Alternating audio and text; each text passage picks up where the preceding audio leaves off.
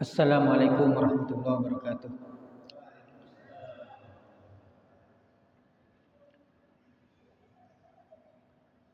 Al-Fatihah hadratin Nabi Muhammad sallallahu alaihi wasallam wa alihi wasallam wa alihi summa ila abaina fatina summa ila masyayina wa jumlah tasbih min sunnah Al-Fatihah.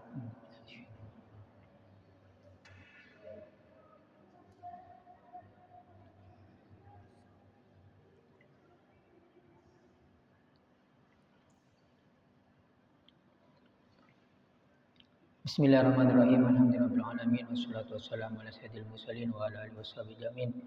Rabbi shrah li sadri wa yassir li amri wahlul 'uqdatam min lisani yafqahu qawli. Nawaitu ta'alluma wa ta'lim wa nafa wal intifa wa tadurk wa tarkir wa ifadal istifada wa salatu wa bi kitabil wa sunnati rasulih wa du'a wa lam wa tahbil wa jalla wa gharib wa subhanahu wa ta'ala amma ba'du.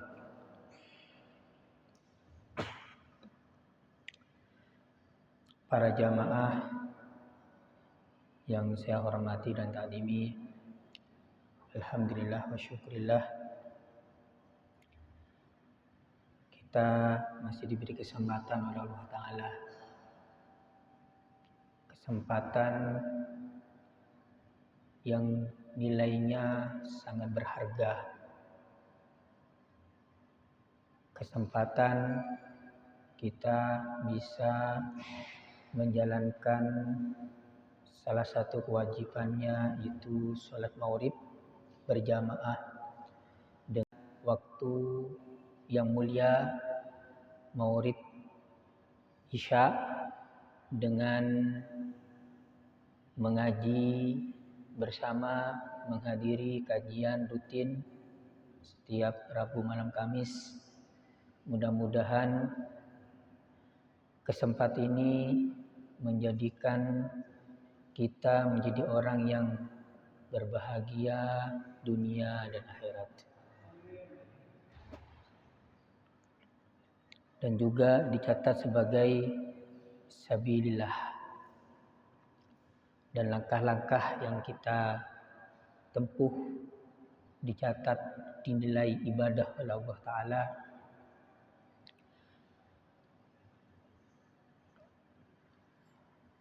Dan salawat dan salam tercurahkan kepada baginda Nabi besar Muhammad sallallahu alaihi wasallam,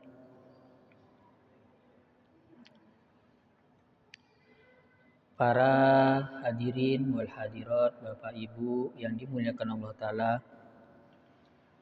Melanjutkan pembahasan sebelumnya dari kitab Safinatun Najah sampai kepada bagian a'dha'us sujud.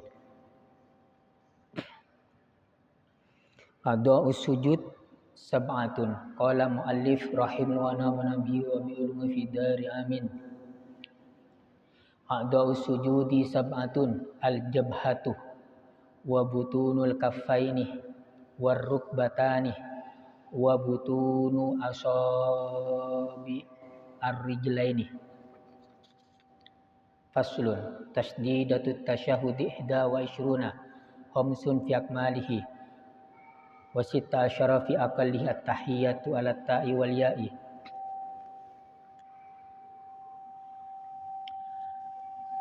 wal al-mubarakatu salawatu ala sadi at-tayyibatu ala ta'i wal ya'i lillahi ala lamil jalalah.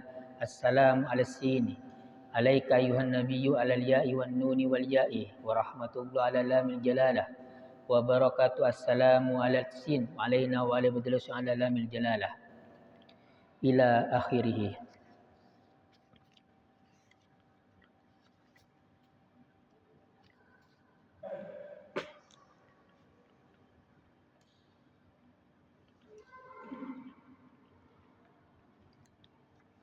Bismillahirrahmanirrahim. Qala muallif rahimahullah nafa'ana bihi wa bi ulumi fi dar amin. A'dha'us sujudi sab'atun. Adapun anggota sujud sab'atun itu ada 7. A'dha'us sujudi sab'atun. Adapun anggota sujud itu ada 7 anggota. Yang pertama al-jabhatu. Pertama adalah al-jabhah. Apa ini? Dahi, kening. Ini. Kemudian wabutunul kaffaini, dan kedua telapak tangan, warrukbatani, dan lutut, wabutunu asabir rijlaini, dan kaki. Asabi ini. Asabi, apanya anunya kaki situ. Jarinya kaki itu. Nah, berarti al-jabhah ini 1, telapak tangan 2, lutut 2, kaki 2. Berarti total 7 anggota. Nah, sekarang ada anggota sujud yang pertama. Yang pertama al-jabhah, kening, dahi. Nah, maka di sini dahi di sini adalah yang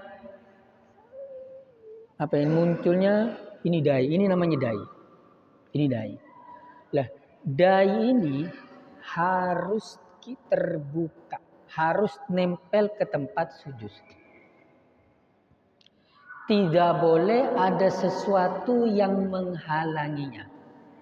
Tidak boleh ada sesuatu yang menghalanginya. Maka di dahi ini, kening ini, ketika kita sujud, maka harus menempel tempat sujud. Ketika menempel seperti sejadah atau apa yang tidak terikat, yang tidak dibawa dengan kita, maka itu tidak apa-apa. Seperti sajadah. Sejadah, kita pakai sejadah nih, sujud. Nah, ini kan nempel sejadah, bukan ke sujudnya. Lah ini tidak apa-apa, karena sejadah itu tidak ngikutin ke kita. Terpisah, beda yang bergerak. Maksudnya gini, bergerak dalam sholat itu yang ngikut kepada kita itu seperti contoh semisal surban, pakai surban nih, surban imamah kalau bahasa Arab, surban itu kita pakai. Ketika kita sujud, ternyata surban ini nempel ke tempat ketika kita sujud, maka itu tidak sah. Karena itu yang kita bawa. Kecuali kalau sampai nanti ketika bawa surban, pakai surban, ternyata surban itu kalau di depan pas sujud, langsung dilepas saja. Amin. Bisa gimana ya? Saya tidak bawa surban ya. Jadi, tapi maksud saya paham ya, tasawurnya ya, gambarannya paham ya. Nah. Kenapa kalau tetap kita sujud di atas surban yang masih kita pakai, maka itu tidak sah. Ini namanya menghalangi, menutup dahi atau kening. Itu yang pertama. Yang kedua adalah semisal kita sujud, semisal ya, ini terlalu panjang umpama, atau kita sujudnya pakai telapak tangan, ini lagi nih. Nah, ini tidak sah. Misal. Terus itu yang udah. Yang ketiga adalah rambut. Rambut sedikit itu tetap sah. Rambut sedikit meskipun ada yang mengatakan makruh. Rambut sedikit. Karena masih ada sebagian yang menempel ke tempat sujud. Begitu juga semisal ada rambut yang semisal ya. Di dahi ini muncul rambut, misal muncul rambut bang, nah itu tidak apa-apa. Beda halnya ketika rambut itu panjang, rambut itu panjang sampai menutup ke dahi, ketika sujud maka itu tidak sah. Nah, caranya bagaimana? Biasanya itu kan kalau ada orang pakai punya rambut panjang, itu tidak pakai kopiah. Maka harus ketika sujud gini, sebelum mau sujud ini. Nah, ketika mau sujud ditarik Kiranya tidak sampai ikut ke dahi.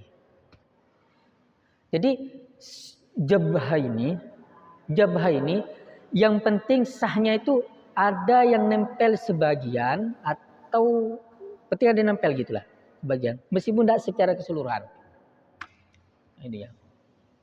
Nah, jadi paham.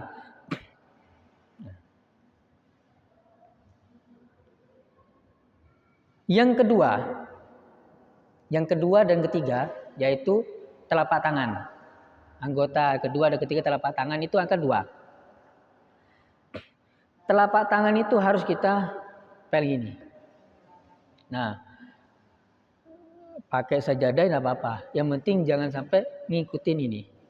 Apalagi yang ketika lengannya terlalu panjang, nempel. Ini. Nah, harus nempel benar. Ini ya. Telapak tangan harus nempel. Akramallah.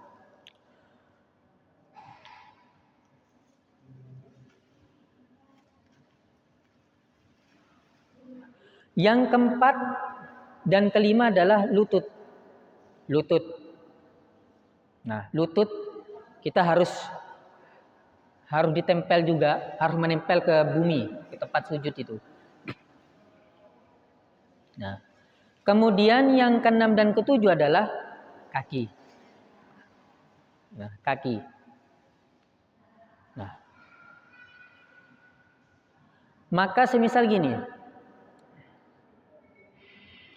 ada seorang yang nempelnya cuma satu misalnya, tangannya gini, nah tangannya enggak. Misal, itu sah, tapi makruh. Ya. Naam al-iktisar ala watil ba'di minal a'dha'i sabah makruhun. Ketika 7 anggota ini tangannya telapak tangan yang pertama yang kanan, yang satunya enggak, maka itu hukumnya makruh. Nah, bagaimana ketika seseorang, ketika dia enggak punya tangan atau ada yang terpotong, nah, misal ya, maka sebisanya apa yang bisa ditempel, yaitu dipakai. Kalau umpama yang bagian geriginya ini kalau terpotong, ya itu, maka udah. Kalau itu, tapi disunatkan untuk menempel sebisanya.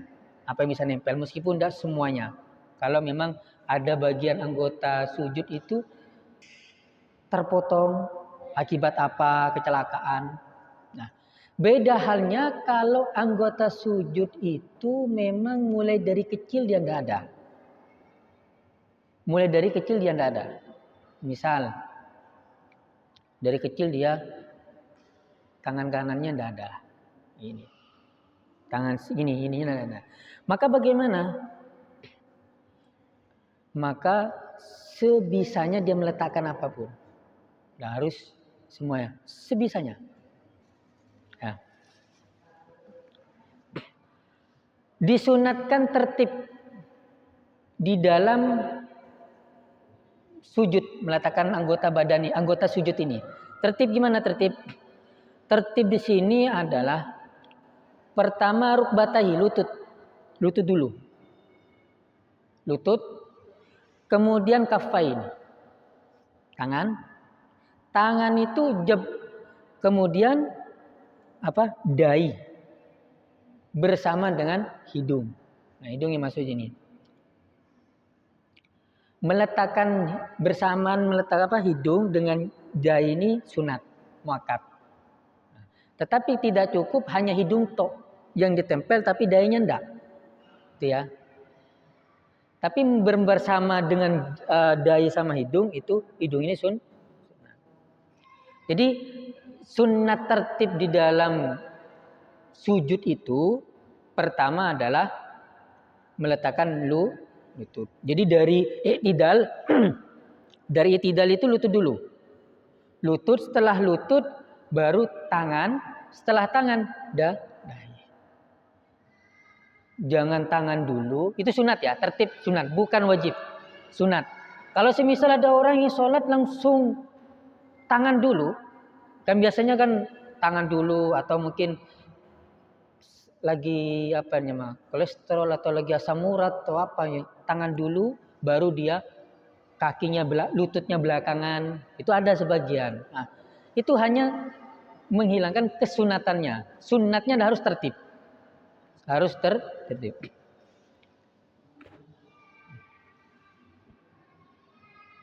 Nah, sunatnya tertib. Tetapi kalau tidak dilaksanakan, maka itu hukumnya menjadi makruh.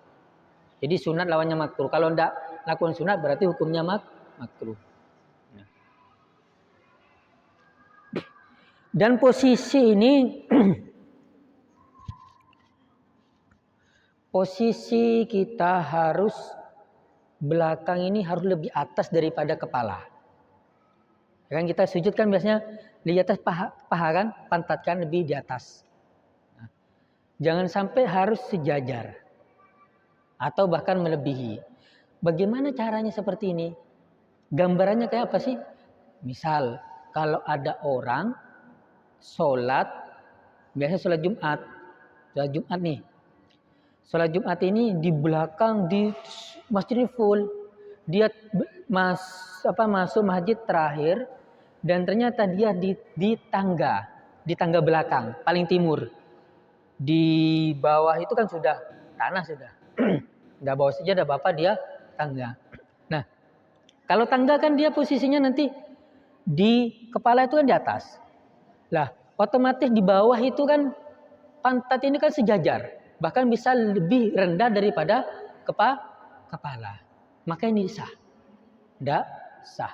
Jadi sujudnya itu di samping 7 anggota ini harus pantat itu posisinya lebih tinggi daripada kepala.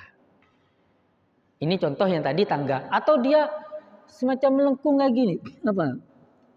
Kayak orang sujud itu kan kayak mau tidur itu loh. Lah, bisa digambarin ya, enggak usah dicontohin ya. Hah? Ya. Nah, kayak kata. Lah, ini sejajar dasar. Harus pantat itu lebih tinggi. Enggak apa-apa saya tinggi. Nah, kayak gini kan. Nah, mohon maaf, enggak apa-apa, enggak ada video ya. Nah, jadi harus lebih tinggi daripada pantat ini lebih tinggi daripada kepala. Kalau sejajar kayak gimana? Kayak gini. Nah, sejajar kayak gini. Nah, ini namanya main. Ini tidak sah. Kayak mau bahasa kasarnya kata lah. Kata tempurung ya. Harus harus lebih tinggi daripada. Nah, tadi sunat tertib itu harus gimana? Sunat tertib ikan itidal. Maka dimulai dari apa? Lutut. Lutut dulu, tangan, baru dahi bersamaan dengan hidung. Yang nempel hidung toh tanpa dahi tidak sah. Cukupan dahi sah. Itu. Karena hidung itu tidak masuk syarat anggota sunat.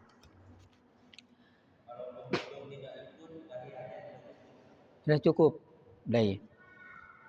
Nah,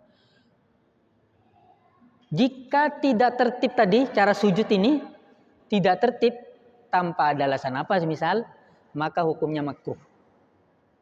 Makruh. Karena ada sebagian pendapat ulama di luar madzhab Syafi'i seperti Imam Malik itu mengatakan wajib. Imam Malik mengatakan wajib. Wajib tertib. Tertib itu masih wajib apa? Lutut dulu, tangan, dahi. Kalau Imam Syafi'i enggak, sunat. Kenapa disunatkan? Ya sunat karena di sebelah, pendapat sebelah itu mengatakan wajib. Maka ketika meninggalkan tertib ini maka hukumnya makruh. Nah, apa lagi?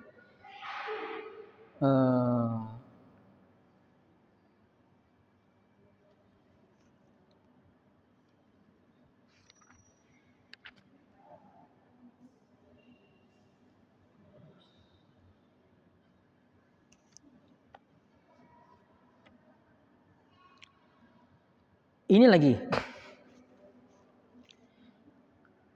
Ketika kita sujud, sujudnya ini memang ketika dari i'tidal memang murni karena sujud. Bukan karena alasan lain. Ketika ada alasan lain yang diperbolehkan, maka dia harus kembali lagi berdiri baru sujud. Contoh, ada orang sholat, lagi i'tidal, kan ketika ruku,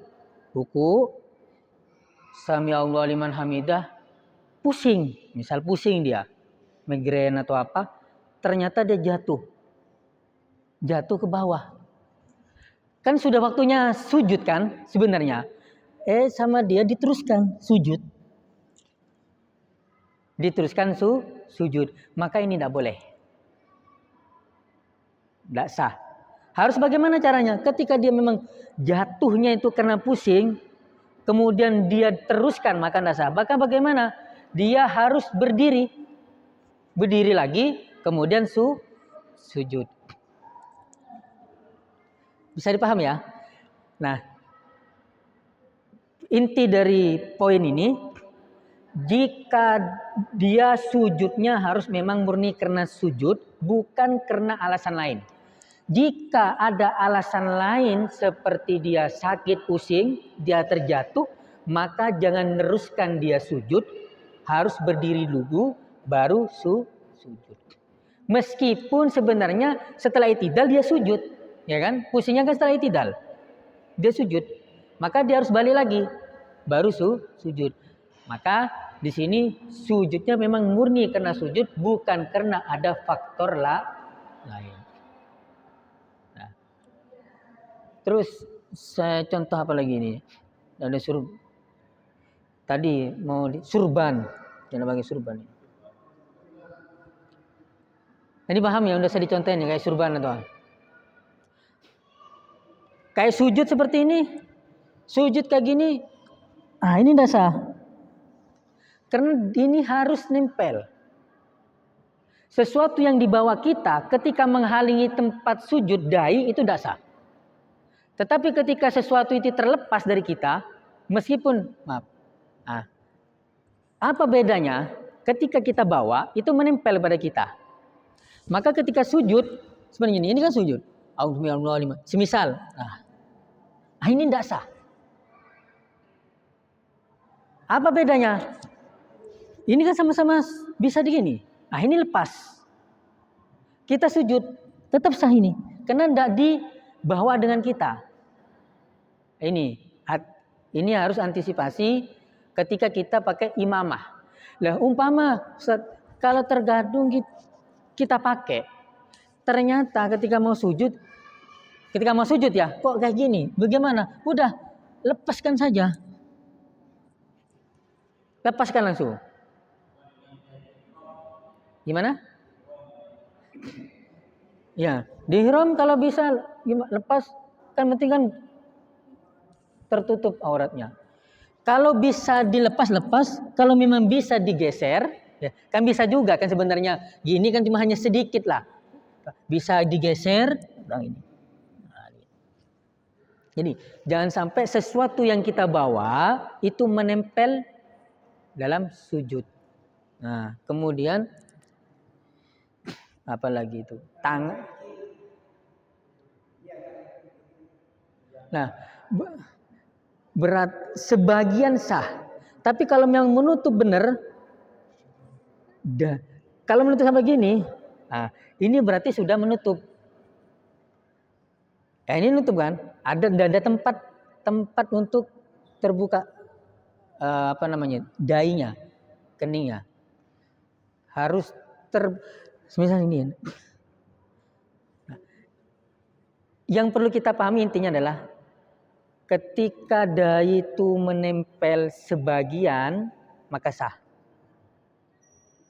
Ketika itu tertutup semuanya, tidak sah. Tidak sah. Ya seperti itu.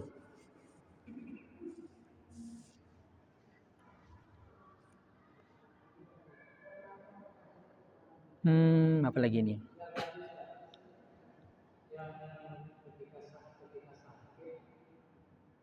Pusing. Ya. Gimana?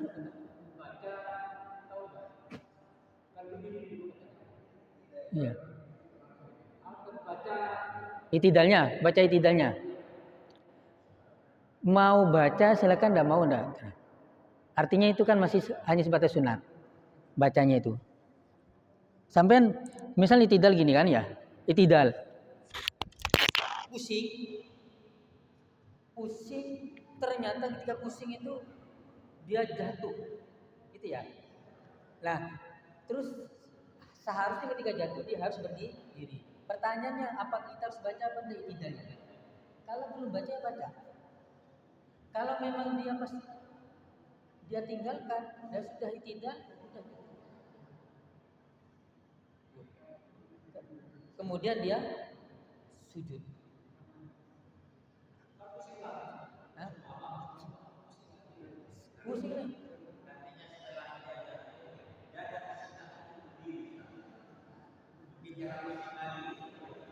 Dia nggak mampu berdiri misalnya.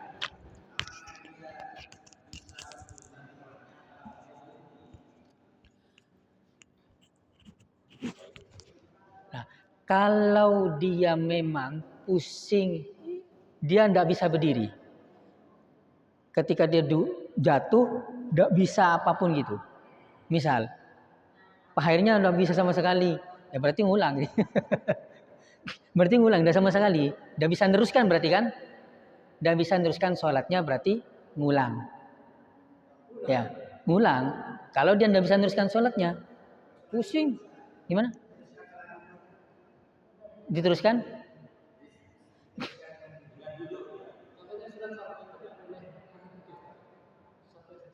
Nah, iya, ini faktornya karena kan dia sakit, pusing. Kemudian dia tidak bisa meneruskan, maka harus ngulang.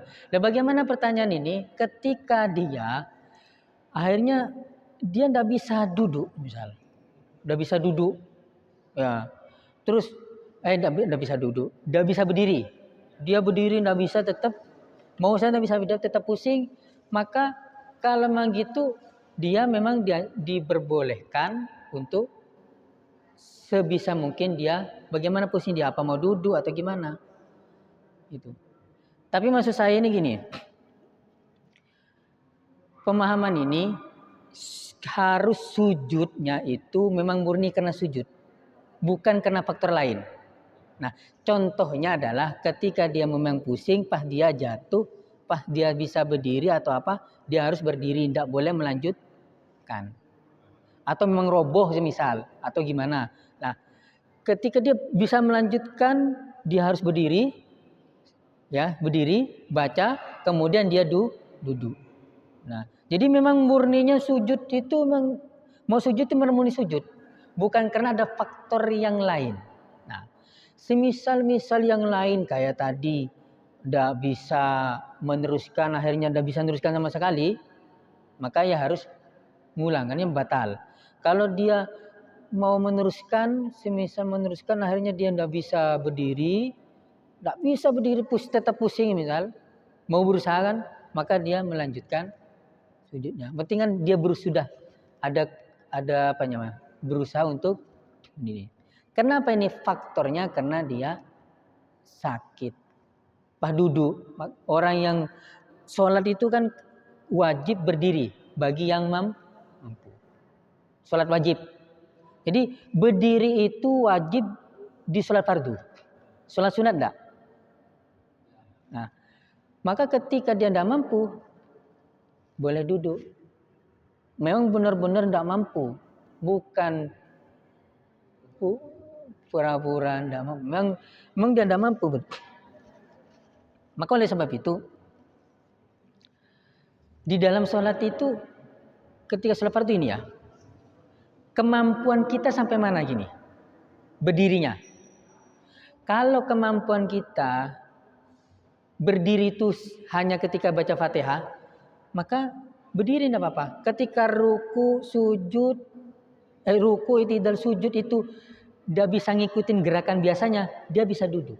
Jadi duduknya itu sesuai dengan kemampuannya dia.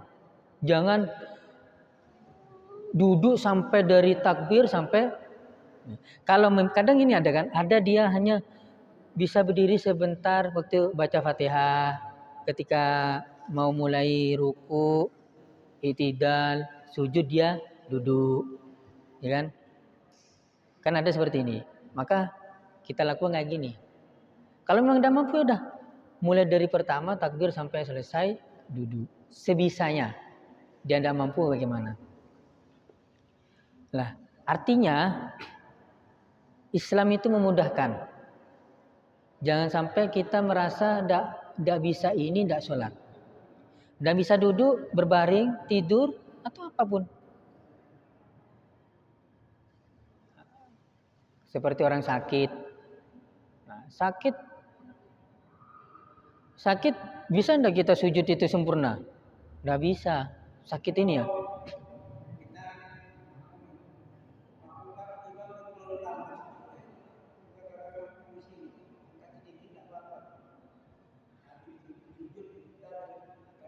Angkat sedikit.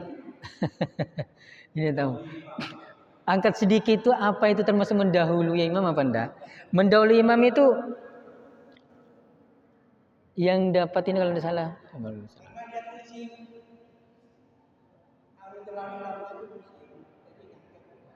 Ya. Nah, ini apa mendahului imam apa enggak? Saya. Kalau angkat sedikit itu mendahului imam apa enggak? Saya enggak tahu. Maksudnya ini, apakah angkat sedikit itu termasuk mendahului imam apa enggak? Ini berarti, jika mendahului imam, maka ini tidak sampai membatalkan sholat. Karena harus rukunnya harus 3 kali kan. Kalau hanya 1 rukun, itu tidak sampai batal sholat. Ya, ada biasanya di sini. Nah. Ya. Nah, posisi sampai kayak gitu, itu sudah mendahului imam. Bukan angkat sedikit itu sudah. Maka angkat sedikit itu, iya. Mas, enggak. Kalau hanya 1 rukun, mendahului imam tidak batal. Tidak batal. 1 rukun, mendahului imam tidak batal. Nah. Ya. Nah. Ya. Nah. Sekarang gini. Sini ya.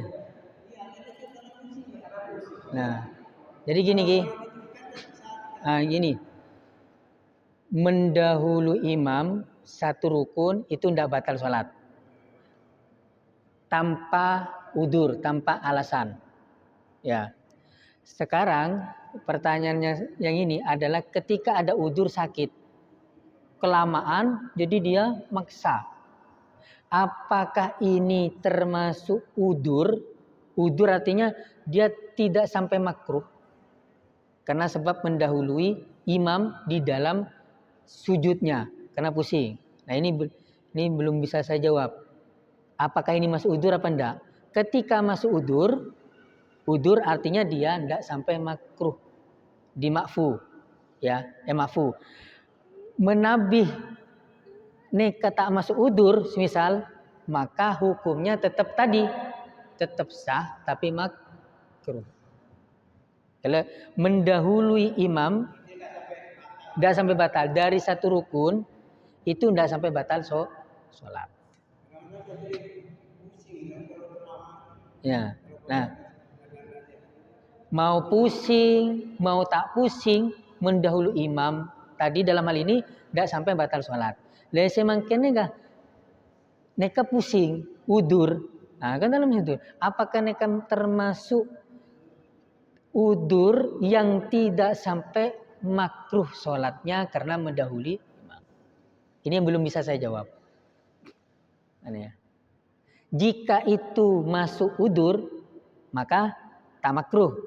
Lagi, mun kadinto tak masuk udur, maka makruh.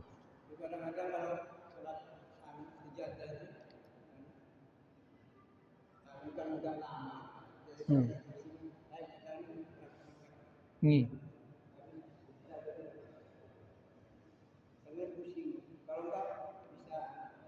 Bisa roboh ya. Bisa roboh, bisa jatuh nih. Ki. Jadi paham. Jadi paham Ki maksud saya ya. Jadi yang belum bisa gelesa. Mau pusing tak pusing, udur tak udur, mendahului imam asalnya adalah satu rukun, asalnya hukumnya sholatnya tetap sah tapi makruh. Ki.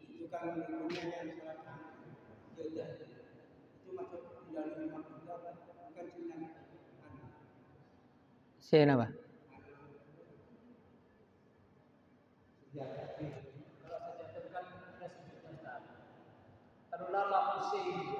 Iya.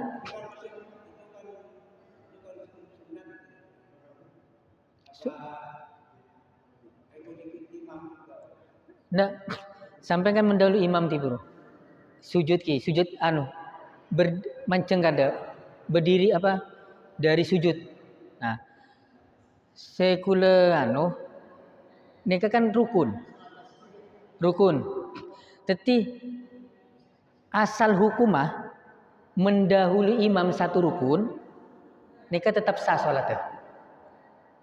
Tetap sah. Nggih. Mangkeneka panjenengan ada alasan. Kenapa saya mendahului imam? Karena saya pusing. Kalau tetap saya bisa roboh, kan neka tiki. Nah, neka kula tak bisa jawab.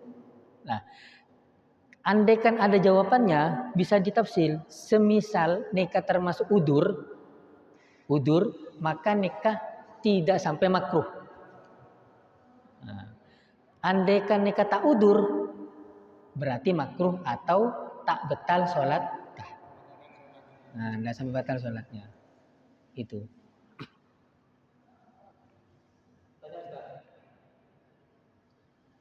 Ketika mau sujud, oke. Lapak tangan dibuka gini kan? Ada yang begini kan? Itu hukum atau dasarnya? Ya benar.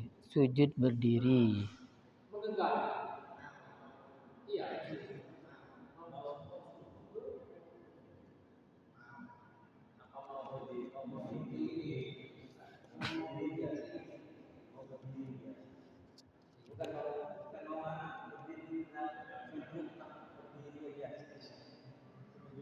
Ini butunul kaffa ini ke telapak tangan. Thank you, telapak tangan. Wal kaffu ma yang kudu masuhul wudu. Kaf ini yang dapat membatalkan sholat, membatalkan wudu. Fayakfi wat ujuzin minal asabi au minar rohah duna ma'adahuma. Maka cukup meletakkan bagian dari ini asabi au minar rohah ini, cukup meletakkan bagian dari berapa asabi. Semisal nganeka masonten meletakkan ya dari jeriji ini. Ini. Oh gini. Tinju nih. Lah, ini masuknya ini jeriji. Kan pertama gini, cukup meletakkan bagian dari asobi awi juz'in. Asobi awi minar roha. Dari jeriji ini. Ini kan seperti ini. Nah, ini kan roha ini tidak masuk. Ini masuk jeriji apa enggak ini? Tidak. Berarti tidak cukup. Kalau gini masih ada kena. Kalau gini, iya ini roha kan telapak tangannya. Iya. Ini kan masih kena ini kan. Kalau gini kan masih cukup. Masih katakan cukup. Tidak sempurna. Meletakkan bagian dari berapa jeriji. Penting ada sebagian itu kena. Atau minar roha. Bagian dari ini. Ini namanya roha ini. Nah. Jadi kalau ini masuk kan ini kena kan? Nah, kalau gini masuk enggak? Roha ini enggak kan? Enggak kena kan? Ini masuk jeriji apa enggak ini? Tidak. Jadi kan ini kan, benar ya? Ini ndak kan? Lah ini bukan apa? Bukan kaf, butulil kaf. Yang masuk itu butul kaf ini. Ini ndak di luar. Bahkan ketika kita gini, sujudnya gini misalnya. Ini berarti ndak. Ini butul kaf. Harus di luar. Butul kaf sini. Ini butul kaf. Harus kena jadi gini. Kalau gini enggak. Ya. Jadi yang poin yang paling kita pahami harus kena ini meskipun sebagian. Tapi itu dikatakan cukup, bukan sempurna. Artinya cukup apa? Sah.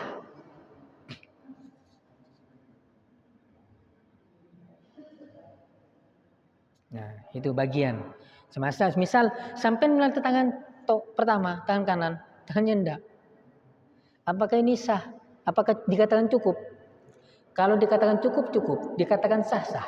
Tapi tidak sempurna. Gitu.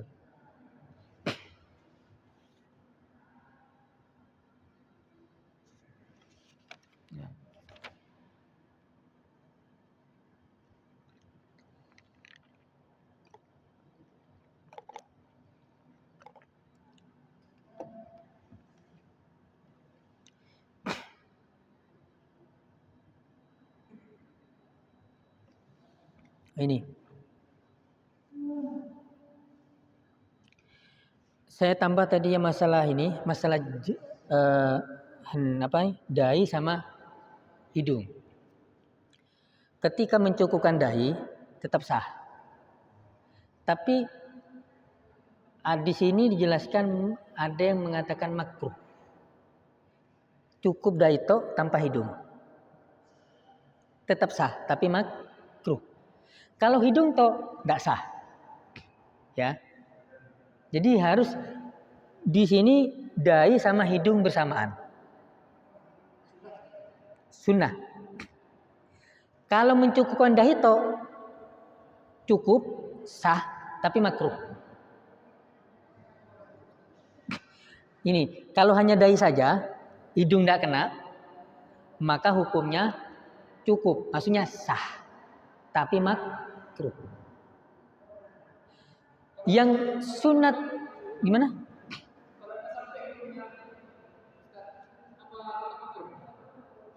Masa pesek masih kena? Harus kena, meskipun hanya sedikit kenanya, penting nempel. Kan kalau hidung harap mungkin hidung saya kan enggak masuk ini sedikit. Hidung PC apapun masuk ya. Masuk nempel. Nah, ini kan nempel nih. Hidung. Jadi mencukupkan, saya ulangi lagi ya. Sujud mencukupkan dahi saja tanpa hidung sah. Tapi makruh. Ada yang mengatakan makruh. Karena gini, kenapa makruh? Sunat. Jadi hukum itu kan ada wajib, lawannya wajib haram. Sunat lawannya makruh. Nah, ketika sunat tidak dilaksanakan, maka makruh. Gitu. Harus nempel. Nempel. Pentingnya namanya hidung nempel.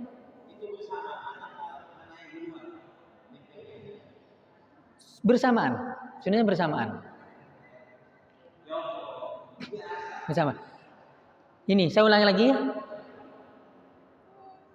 Dahi mencukupkan nempel dahi saja itu sah, tapi makruh.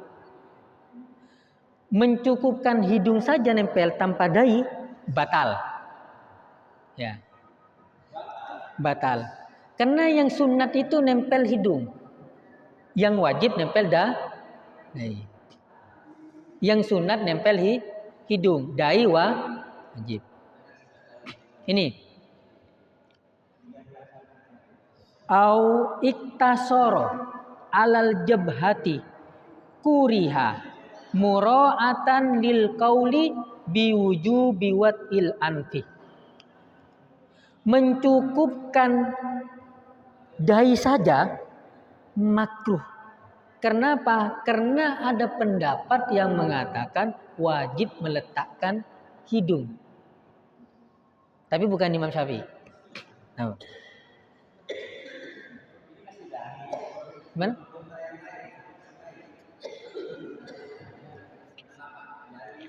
Telapak jari tadi itu. Telapak jari harus tadi cukup satu, itu makruh. Harus sempurna. Kemudian kayak tadi 6. Al-iktisar ala watil ba'di minal adesaba makruhun. Jadi sebagian toh nempel ke tangan itu makruh.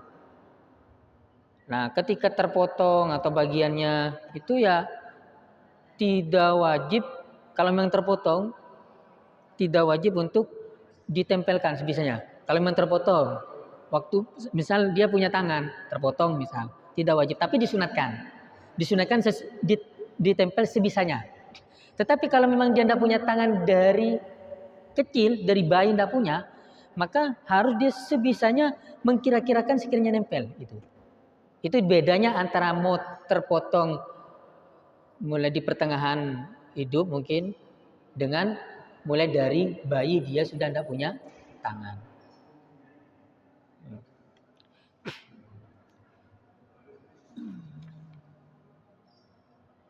Ini ya.